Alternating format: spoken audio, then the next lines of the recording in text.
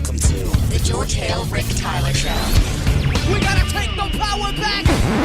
From Television City in Hollywood. Good times! Anytime you need a payment. Good times! Anytime you need a free. Good times! Anytime you're out from under. Not getting high. Okay, welcome back to the George Hale Rick Tyler Show, and Chris Greeley sitting in for Rick Tyler's away today. The Good Times theme, you might remember, from 1974 through 1979 on CBS. Pretty big show, a really big show. Who have you invited in here today, Chris? Well, I'm really thrilled to have Bern Nadette Stanis on the phone with us this morning. Bernadette played the actress Thelma on Good Times for those 5 years. And good morning, Bern Nadette Stanis. Good morning. How are you? I am wonderful. Thank you. I know we have you for a very limited amount of time this morning. Thank you so much for calling in. We're thrilled you're here. Well, I'm just trying to figure out how you spell your name. Well, it's really Bernadette, the regular way. But back then, I just wanted to fancy it up a little bit. So what I did was I put a capital N in the middle of it, So it's Bern Nadette. No. Bernadette. At least you didn't put a $sign in the middle of it. That would be awful. Yeah, that would be awful. Okay, but happy to have you on board here. For those who don't know, she's an American actress. She's also an author. She played, as you were told, Thelma Ann Anderson. This was a show about a black family in an era when that wasn't the common thing. And we know that the cast included some pretty big names. How did that show come about? Actually, Norman Leah put us on as a mid-season replacement show. It was just one of those throwaway things, and but of course he did it, first class, like he did all of the other shows, and it just took. I mean, it was just like it was like the country was waiting for a show like that, and of course, Black America had never seen anything like that. So, I mean, even to this very day, when I go around on my book tours, people always come up to me and say to me, "Oh my God, is this like you're part of my family?" Because that's all we had. We would all go and watch the show. And back then, when he had 3 stations, ABC, CBS, NBC, so everybody was tuned in. It wasn't no repeats and let's put a DVD in. It wasn't none of that. You know what I mean? I love that. I remember it certainly very well, Bernadette. Can I ask you, how did it come about that you got the role of Thelma? How was it they chose you, and what was that process like? Oh, that was a very interesting process. I was in a beauty pageant, actually, and and it was that day of the beauty pageant that there was a manager there who saw me and came up to my mom and said, we're looking for a teenage daughter for the TV show that we're getting ready to pilot. We're piloting the show, and your daughter looks like she might fit in there. And and he gave my mom the card, and we went up to CBS. And when I walked in there, this is my very first audition, my very first everything. So it was like, okay, we're just going to go in. When I walked in there, it was like hundreds of girls. Uh-huh. And I'm like, oh boy, what is this? And so I got through that with Norman Lear and JJ sitting there in the office, and I had to go in and do my thing. And I just asked Norman, can I improvise? Because the script that they had really didn't fit a young teenage girl. It was good dialogue, but it just didn't flow. And being a young teenage myself and from the projects also, I knew that wasn't the dialogue we spoke because I had brothers. So I said, can I just improvise this thing? And he looked at me like, oh, Lord, go ahead. And so I improvised it, and he was rolling. So Jimmy and I were just like a natural.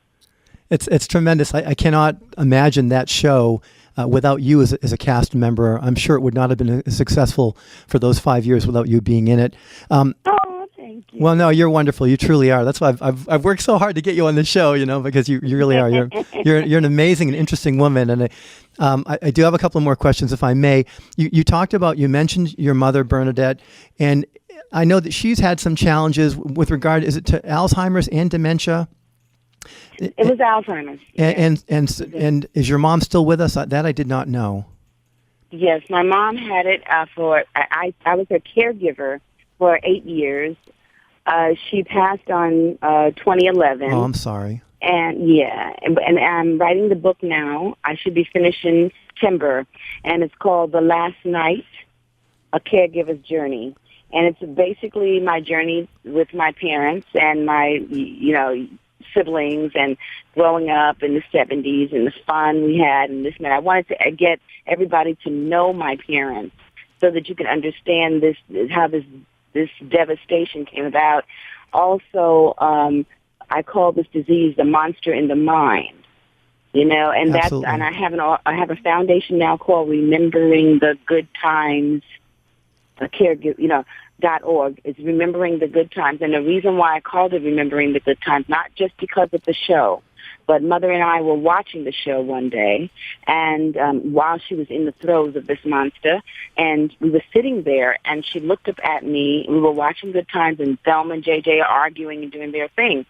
And she looked up at me, and she said, that's a cute little old girl. That's tremendous. Yes.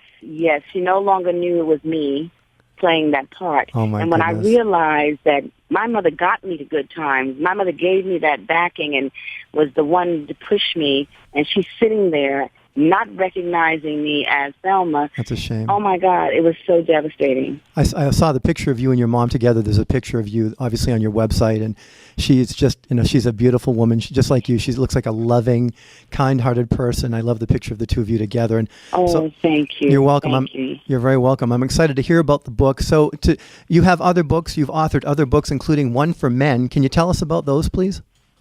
Yes, I have one. I need all the help I can get, Bernadette. That's why I'm asking. Well, just come on and buy those books then. Okay, it's called Situations 101, Relationships, the Good, the Bad, and the Ugly. I did 101 different situations and my responses to them. That is a hot book, let me tell you. I bet. I always have to restock on that one. The other one is Situations 101, Finances, the Good, the Bad, and the Ugly. Because when I started touring with the relationship book, I really realized that people were having so much problems in their financial area, in relationships. So I wrote that book. Now I'm writing the third book, which is The Last Night, A Caregiver's Journey. But in between that, well, actually, when I wrote the first book, I also wrote a book for men because I thought that men didn't like relationship books, but they love my book. So I'm not worried about that anymore. But I did write a book for men called For Men Only, and it's a book of poetry, and it's so sweet. Men love it. And I kept it simple, not a lot of pages, just about, I got 20 pages in there, only because men don't like to read a lot. But the book is so nice, and I always get men coming up to me and saying, when is that book coming back out? I mean, I love that. So I thought that was so cute. But anyway, it did its job. Very good. If you are just tuning in to the George Hale Rick Tyler Show with Chris Greeley filling in today, you are hearing the voice of Bern Nadette Stanis, who from 1974 to 79 starred in the TV show Good Times, which was a huge groundbreaking type of show on CBS in the 1970s. Bern Nadette, are you in touch with Jimmy Walker or anybody else from the TV show these days? Absolutely. I stay in touch with everyone. It's really like a family, and I'm really like the sister, and they communicate to me as if I am their sister. So I'm like the center, and they'll call me on my birthdays are always, I get a call from everyone on that day. But I just spoke with Jimmy not too long ago, maybe about a month ago. Also, I went to see Ralph Carter, which is Michael. Right. I visited him in New York, he and his mom, and his mother is 92, and he's caregiving for her, too. Oh, my goodness. What can you tell us about the TV show Good Times that those of us that were huge fans of the show might not know? You want me to tell you something the fans may not know? I'm looking for some dirt, baby. I'm looking for something. I'm looking for something fun. I want something that we would not know from having watched you for 5 years. What is something that might be fun? A funny story, a blooper? You tell us. Oh my gosh! I'm sure there were many. So you should have warned me. I would have had that story ready. I tried to warn you. I couldn't. You have email issues, apparently.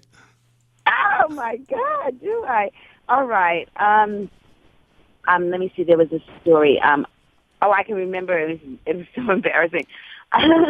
when we come up to in the beginning of the show, we were taping in front of a live audience. We had like 250 people, and we taped 2 shows on Thursday night. That's how we did it.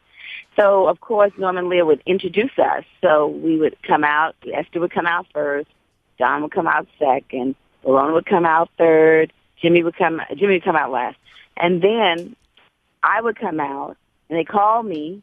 They said, Bern Nadette Stanis, play Thelma, yay! And I come running out. Back then I had the big old platform shoes, the whole fit. And I come running out, and my goodness, it just felt like, all I could remember is that I was going down. Oh, no. I just didn't know how I got there, but it was like in slow motion, too. Oh, no. You know how when you're embarrassed, everything is in slow motion? Every day.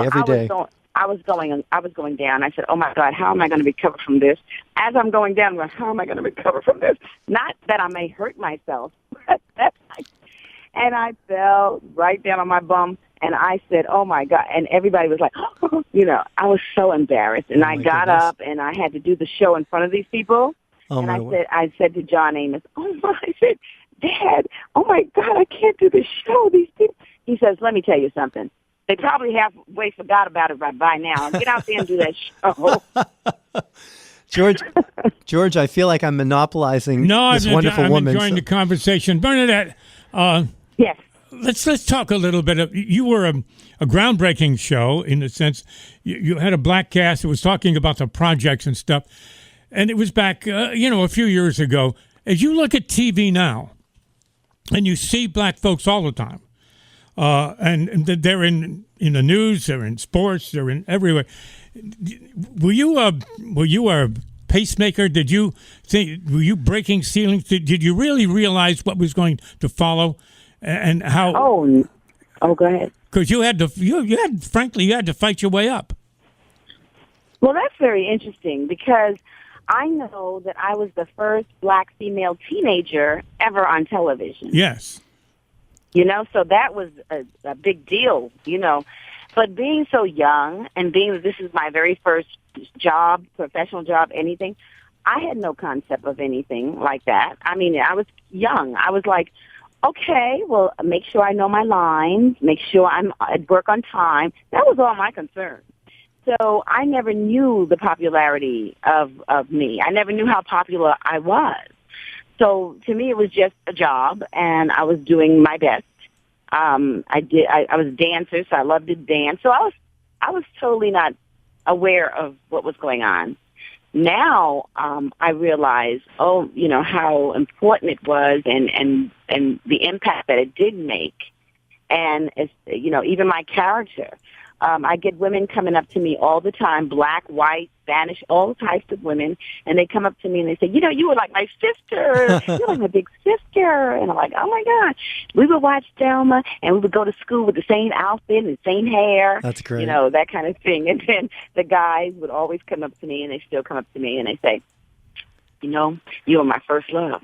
You were my very first love. I'm like, oh, my God. Well, somebody like Bill Cosby has been... He broke so many barriers. He's going to be here, by the way, again, I think in the fall. Bill Cosby with his show, the shows that followed, just opened a lot of doors. Yes, he did. He did. He opened a lot of doors. I remember back in the 80s when the show was off, I went to see the show. I went to see his show. And he was very graceful, very nice to me, everything. And he asked me, he said, would you like to come to my show and observe? So I didn't understand really what he meant. So I said, yeah, I wouldn't mind. So he asked me to come like every day and observe. And then he said to me, I would like you to study directing. And I said, directing? He said, yes, I think that would be a great thing for you. And so I went to Lee Strasberg School and studied directing. So actually, he's the one who encouraged me to become a director because I can direct. I have never directed a show yet. I mean, not a television, but stage, yes. And he made sure that I took those classes, and he paid for them. Bern Nadette Stanis from Good Times. Thelma, thank you for being with us. You're welcome. Thank you so much, and lovely. I enjoyed it. I appreciate it so much. Thank you. Good luck to you. Okay, We'll try to get hold of your books. All right. Thank you.